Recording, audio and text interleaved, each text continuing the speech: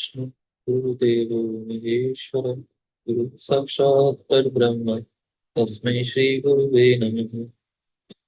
त्वमेव माता च पिता त्वमेव त्वमेव बन्धु च सखा त्वमेव त्वमेव विद्या द्रविणं त्वमेव त्वमेव सर्वं मम देव देव।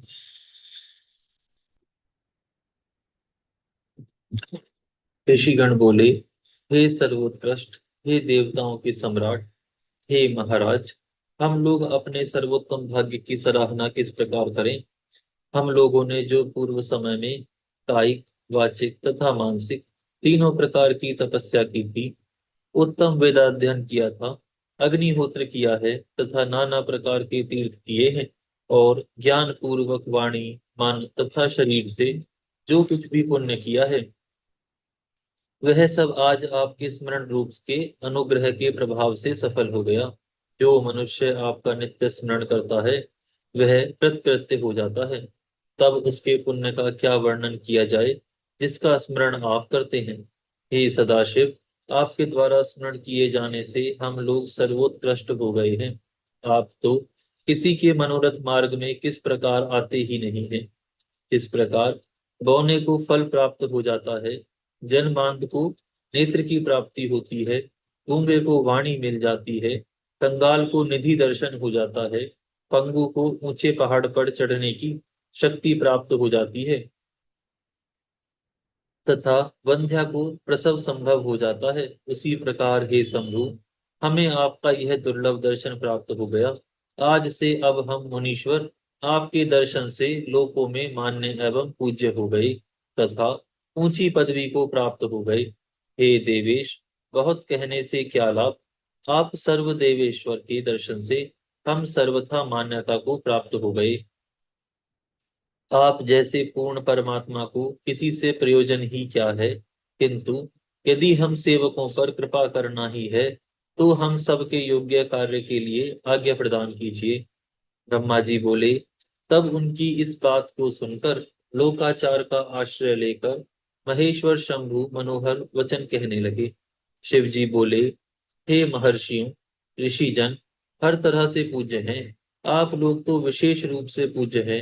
हे विप्रो, कुछ कारणवश मैंने आप लोगों का स्मरण किया है। आप सब जानते हैं कि मेरी स्थिति सदैव ही परोपकार करने वाली है, और विशेषकर लोकोपकार करने के लिए तो मुझे यह सब करना ही पड़ता है। यह समय इस समय दुरात्मा तारकासुर से देवताओं के समक्ष दुख उत्पन्न हो गया है। क्या करूं। ब्रह्मा जी ने उसे बड़ा विकट वरदान दे रखा है। हे महर्षियों, मेरी जो 8 प्रकार की मूर्तियां पृथ्वी, जल, तेज, वायु, आकाश, सूर्य तथा चंद्र तथा यजमान कही गई हैं, वे सब भी परोपकार के निमित्त ही हैं, स्वार्थ के लिए नहीं है। यह बात तो स्पष्ट है। इस परोपकार के लिए ही मैं देवी पार्वती के साथ विवाह करना चाहता हूँ। उन्होंने भी महर्षियों के कहने से दुष्कर कठोर तप किया है। उनकी इच्छा अनुसार उनका हितकारक फल मुझे अवश्य देना चाहिए, क्योंकि भक्तों को आनंद देने वाली मेरी यह स्पष्ट प्रतिज्ञा है। मैं देवी पार्वती के वचनानुसार भिक्षुक का रूप धारण कर हिमालय के घर गया था, और मुझ लीला प्रवीण ने देवी काली को पवित्र किया था। मैं स्त्री पुरुष वे स्त्री पुरुष मुझे पर ब्रह्म जानकर वेद रीति से सद्भक्ति से अपनी कन्या मुझे देने के लिए तत्पर हो गए। उसके बाद देवताओं की प्रेरणा से वैष्णव भिक्षु का रूप धारण कर मैं उन दोनों से अपनी निंदा करने लगा। उससे उससे मेरे प्रति उनकी भक्ति नष्ट हो गई। उसे सुनकर वे बड़े दुखी हो गए और मेरी भक्ति से विमुख हो गए। हे मुनिगणों, अब वे मुझे अपनी कन्या नहीं देना चाहते हैं। इसीलिए आप लोग निश्चित रूप से हिमालय के घर जाएं, और वहां जाकर गिरि श्रेष्ठ हिमालय और उनकी पत्नी को समझाएं। आप लोग प्रयत्न पूर्वक वेद सम्मत वचन उनसे कहें, और सर्वथा वही करें, जिससे यह उत्तम कार्य सिद्ध हो जाए। हे मुनि सत्तमो, मैं उनकी पुत्री के साथ विवाह करना चाहता हूँ।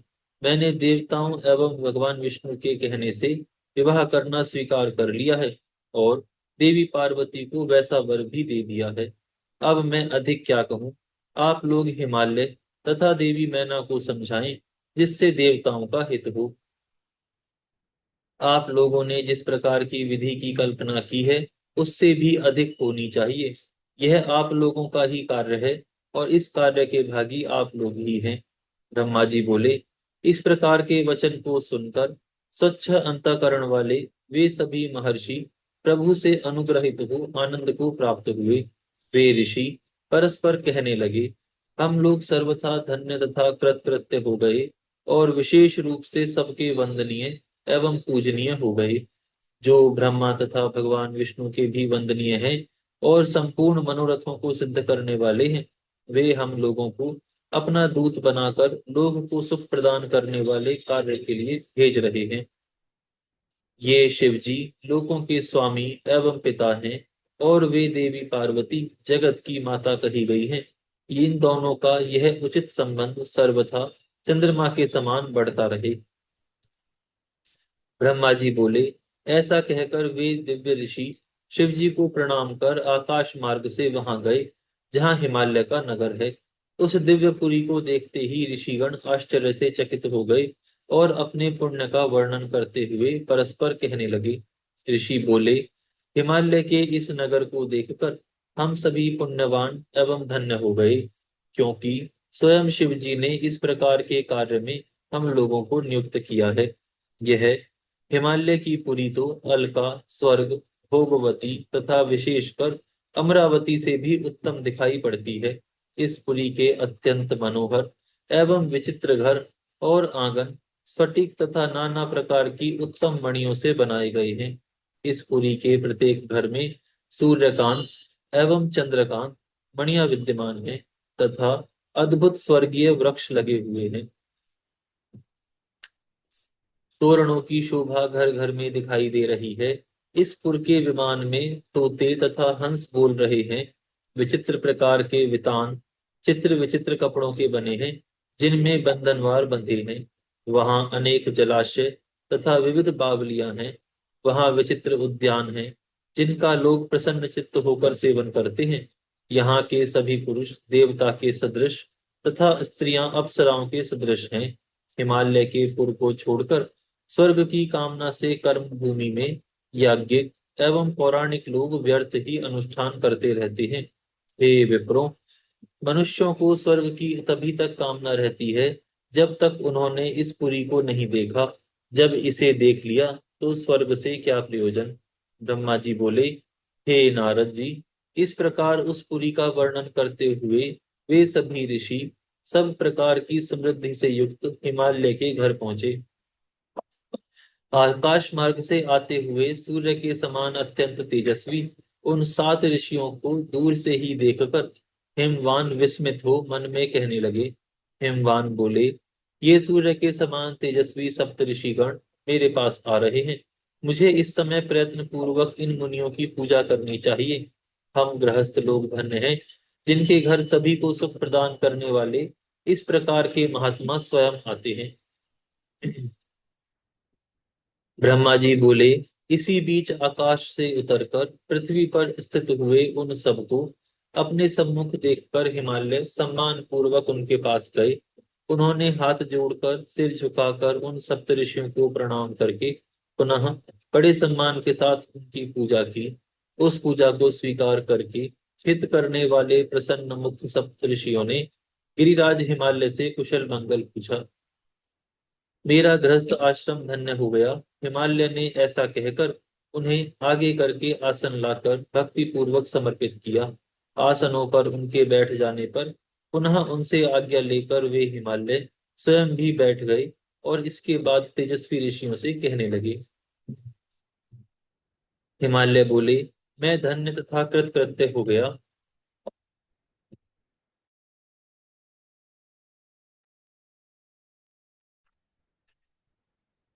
मेरा जीवन सफल हो गया।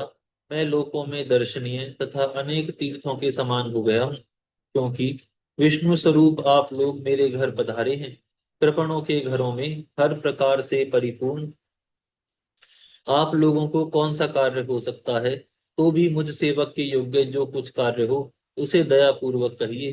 जिससे मेरा जन्म सफल हो जाए। यहाँ पर यह अध्याय पूर्ण होता है। यहाँ से 33वां अध्याय प्रारंभ होता है। इस अध्याय में ऋषि वशिष्ठ की पत्नी अरुंधति द्वारा मैना को समझाना तथा सप्त ऋषियों द्वारा हिमालय को शिव महात्म्य बताने का वर्णन किया गया है। ऋषि बोले, हे हिमालय, शिव जी जगत के पिता कहे गए हैं और देवी पार्वती जगत की माता मानी गई है। इसीलिए आप अपनी कन्या महात्मा शंकर को प्रदान कर दीजिए। हे हिमालय, ऐसा करने से आपका जन्म सफल हो जाएगा और आप जगत गुरु के भी गुरु हो जाएंगे, इसमें संदेह नहीं है। ब्रह्मा जी बोले, हे मुनीश्वर, ऋषियों के इस प्रकार के वचन को सुनकर उन्हें प्रणाम कर हाथ जोड़कर गिरिराज यह कहने लगे। हिमालय बोले, हे महाभाग्यवान सप्तऋषिगण, आप लोगों ने जैसा कहा है उसे मैंने शिव जी की इच्छा से पहले ही स्वीकार कर लिया था। किंतु हे प्रभु, इसी समय एक वैष्णव धर्मी ब्राह्मण ने यहाँ आकर शिव जी को लक्ष्य करके प्रेम पूर्वक उनके विपरीत वचन कहे। तभी से शिवा की माता ज्ञान से भ्रष्ट हो गई है और अपनी पुत्री का विवाह उन योगी रुद्र से नहीं करना चाहती। हे विप्रो, मैं अत्यंत दुखी होकर मैले वस्त्र धारण कर बड़ा हठ करके कूप भवन में चली गई हैं और समझाने पर भी नहीं समझ रही हैं। मैं सत्य कह रहा हूँ कि मैं भी ज्ञान भ्रष्ट हो गया हूँ और अब मैं भी भिक्षुक रूपधारी महेश्वर को कन्या नहीं देना चाहता हूँ। ब्रह्मा जी बोले, हे मुनि, शिव जी की माया से मोहित शैलराज इस प्रकार कहकर चुप हो गए और मुनियों के बीच बैठ गए। उसके बाद उन सभी सप्त ऋषियों ने शिव माया की प्रशंसा करके उन मैना के पास अरुंधति को भेजा। पति की आज्ञा पाकर ज्ञानदात्री अरुंधति शीघ्र ही वहां गई जहां देवी मैना और पार्वती थी। वहां जाकर अरुंधति ने शोक से मूर्छित होकर पृथ्वी पर सोई हुई मैना को देखा। तब उन पतिव्रता ने सावधानी पूर्वक हितकर वचन कहा। अरुंधति बोली, हे साध्वी मेनके, उठिए, मैं अरुंधति आपके घर आई हूँ तथा कृपालु सप्त ऋषिगण भी आए हुए हैं। ब्रह्मा जी बोले, अरुंधति का स्वर सुनकर शीघ्रता से उठकर महालक्ष्मी के समान तेज युक्त अरुंधति को सिर झुकाकर प्रणाम करके मेनका कहने लगी। मैना बोली, अहो, आज हम पुण्यवानों का यह कितना बड़ा पुण्य है जो जगत के विधाता की पुत्र वधु एवं ऋषि वशिष्ठ की पत्नी मेरे घर स्वयं आई है। हे देवी, आप किस लिए आई हैं उसे मुझसे विशेष रूप से कहिए। पुत्री पार्वती सहित मैं आपकी दासी के समान हूँ, आप कृपा कीजिए। ब्रह्मा जी बोले, जब मैना ने इस प्रकार कहा तब साध्वी अरुंधति उन्हें बहुत समझाकर प्रेम पूर्वक वहां गई जहां सप्त ऋषिगण विराजमान थे। इधर वाक्य विशारद सभी महर्षि गण भी भगवान शिव के चरण युगल का स्मरण करके आदर के साथ गिरिराज को समझाने लगे। ऋषि बोले, हे शैलराज, आप आप हम लोगों का शुभ कारक वचन सुने। आप देवी पार्वती का विवाह भगवान शिव के साथ कर दीजिए और संहार करता शिव जी के श्वशुर बन जाइए। तारकासुर के वध के निमित्त ब्रह्मा जी ने इस विवाह को करने के लिए उन अया उन अयाचक सर्वेश्वर से प्रयत्न पूर्वक प्रार्थना की है। यद्यपि योगियों में श्रेष्ठ होने के कारण सदाशिव इस दार संग्रह करने के लिए उत्सुक नहीं है, किंतु ब्रह्मा जी के द्वारा बहुत प्रार्थना करने पर वे आपकी इस कन्या को ग्रहण करेंगे। आपकी कन्या ने भी शिव जी को वर रूप में प्राप्त करने हेतु बड़ा तप किया है, इसीलिए उन्होंने उसे वर दिया है। इन्हीं दो कारणों से वे योगिंद्र विवाह करेंगे। ब्रह्मा जी बोले, ऋषियों की यह बात सुनकर हिमालय हंस करके फिर कुछ भयभीत होकर विनय पूर्वक इस प्रकार कहने लगे।